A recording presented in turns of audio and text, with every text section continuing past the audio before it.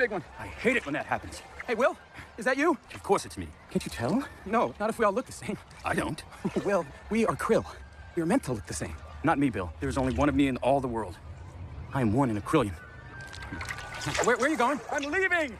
I want to be free, Bill. There's no such thing as free, Will. Come on, less thinking, more swarming. I'm sick of swarming. We've been swarming all our lives. Sometimes, Will, it's like you've got a mind of your own. Tell me, Bill, what lies beyond the swarm? More swarm. And then? Some more swarm. And then? Will, there's nothing but swarm. We are a swarm without end. Everything's got an end.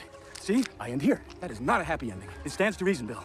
If I swim against the swarm, I must eventually reach the end of the world. Yeah. Without end. Everything's got an end.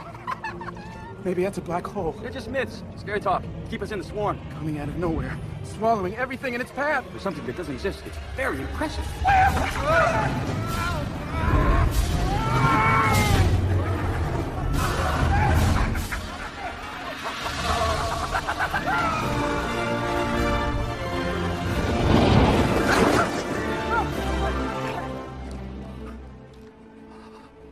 Oh, yes.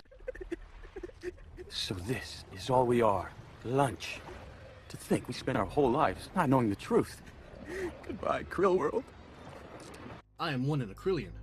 The novel quality of this line is impeccable.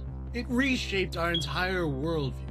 Once I laughed at it so hard, I pooped. 10 years later, I sob uncontrollably. Because it was like realizing Santa wasn't real 4 years ago, I became aware of another. I had friends who tried to pull me back into conformity. But like the shrimp, once I left, I realized I would never be the same ever again. That idea, the tension between awareness and comfort, is not exactly new. Probably seen it everywhere. In 1984, Winston questions Big Brother and is crushed by the system. I would know, I made 2 presentations about it. In The Matrix, Neo chooses the red pill and sees the machinery behind reality. Even in the Lego movie, Emmett slowly realizes that the world around him isn't fixed. It's constructed, and soon to be craggled. That was the wrong one. I'm still going, man. Okay. Different genres, different age groups, same pattern. This pattern was described over 1 million years ago by someone you might know by the name of Pluto. It's actually Plato. I thought you were actually correcting me. Could we Plato! Was an ancient Greek philosopher who lived about 427 to 347 BC. He was a student of Socrates and the teacher of Aristotle, 3 names that built the foundation of Western philosophy. Plato wrote a book called The Republic, and inside is a short story known as The Allegory of the Cave. The allegory is basically just 3 dudes chained in a cave. Since they were babies, they've only seen shadows, so that is all they know it is real. One guy leaves and gets blinded by the beauty of suburban America. His eyes adjust and see everything, and once he goes back, he tries to tell everyone about it, but they end up beating his ass. Plato was only describing what was happening at the time. Athens had recently gone through political chaos. They lost the Peloponnesian War. Democracy collapsed for a second under an oligarchy called the 30 Trines. Tyrants. After democracy came back, Plato's teacher Socrates was killed by public vote for corrupting the youth. Plato saw how easily public opinion could be shaped by rhetoric rather than truth. At the time, sophists were teaching persuasive speaking skills for money. Winning arguments mattered more than discovering what was true. Like having a president that wins by saying "quiet, piggy" instead of declassifying files. Micah, your line was Plato. Plato! The cave reflects this frustration.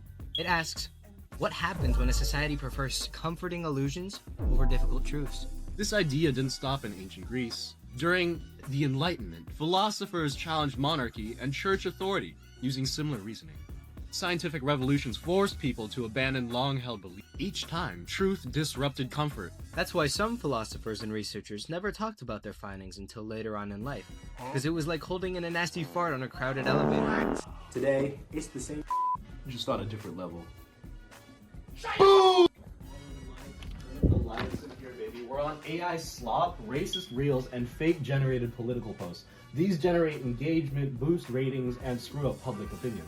Bro, again, that wasn't the line, it's Plato. Echo chambers reinforce what we already believe, so that although we aren't chained physically, we are psychologically. We're more than still capable of mistaking repetition for truth.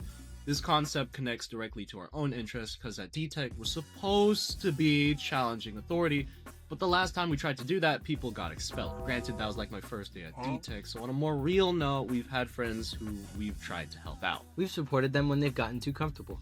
Comfortability is nice, but it's the killer of change and growth. We've tried to help them out of their own caves, but experience has taught us that we can't free those who don't want to be freed. This idea forces people to ask, how do I know what I think I know? We see cave narratives everywhere. In 1984, illusion becomes permanent and enforced. In The Matrix, reality is artificial, and voluntary ignorance is tempting. In The Truman Show, Jim Carrey's life is constructed for entertainment. In the Lego movie, conformity is comfortable until imagination disrupts it. Understanding Plato reframes these stories. Although they both give the front of a movie night with your dad, they are philosophical explorations of both perception and power.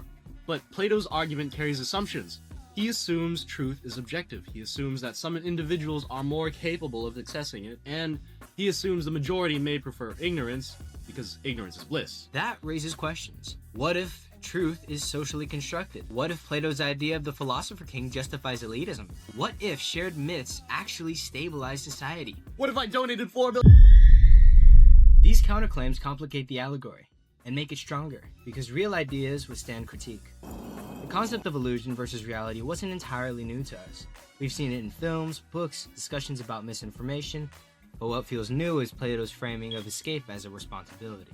The freed prisoner doesn't just enjoy enlightenment, he returns to help others, even knowing he'll be rejected. Awareness isn't enough, there's an ethical obligation of charge.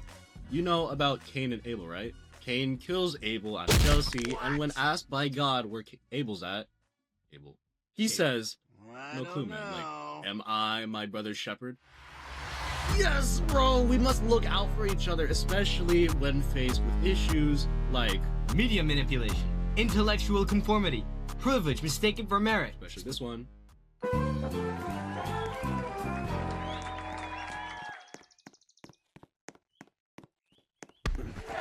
Huh? Watch where you walk it, bitch. What did you... Wait a minute. I'm white.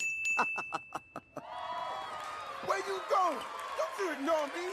This is a perfectly good moment to throw your life away. For example, imagine being an upper-class white man who's owned a generational business. That's not all. You studied, you applied, and you showed up. You will 100% believe that the success you curated was purely out of your own hard work. From your perspective, the narrative of merit makes perfect sense. But you can't just tell a guy, oh, you don't deserve what you've won, because then it'll just line you the up. No, people will eventually see it themselves. All the scaffolding beneath their success, all the safety nets, all of their parents' trust fund money, and stuff in their favor, that's your entire worldview caving in on itself. Accepting that'll, for sure, turn your world upside down, but that's what stepping into the light is. It'll take a minute for your eyes to adjust, but the world will be a lot prettier then. Escaping the cave isn't glamorous. No one will applaud you when you realize that you were wrong. It'll feel uncomfortable and sometimes even isolating, but there's a quiet kind of disorientation that comes with admitting that something you felt certain about might not be as solid as you thought.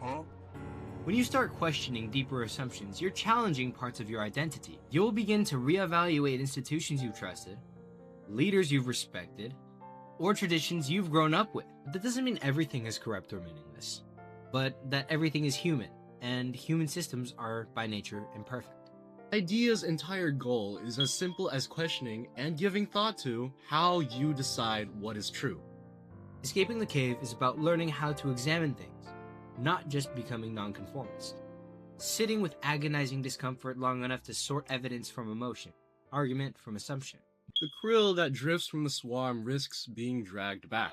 The prisoner who steps into the sunlight can't see clearly at first, and in real life, people who question accepted norms are often dismissed before they're understood.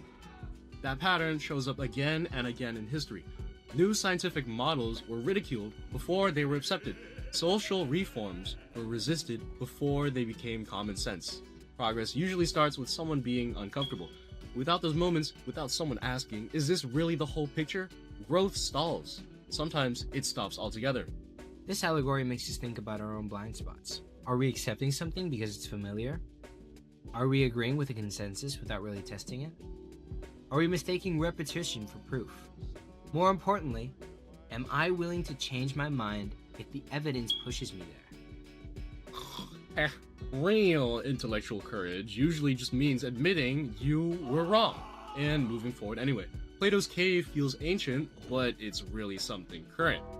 How quickly we accept what we see without questioning it. Leaving the cave isn't a one-time breakthrough where everything becomes clear forever. You don't escape illusion once and stay enlightened permanently. You question one assumption, then later realize there was another one underneath it. You refine your thinking, then refine it again. That's what growth is. The real takeaway is that clarity isn't permanent. You have to keep looking at the shadows and asking whether they're actually solid. Lato! Lato!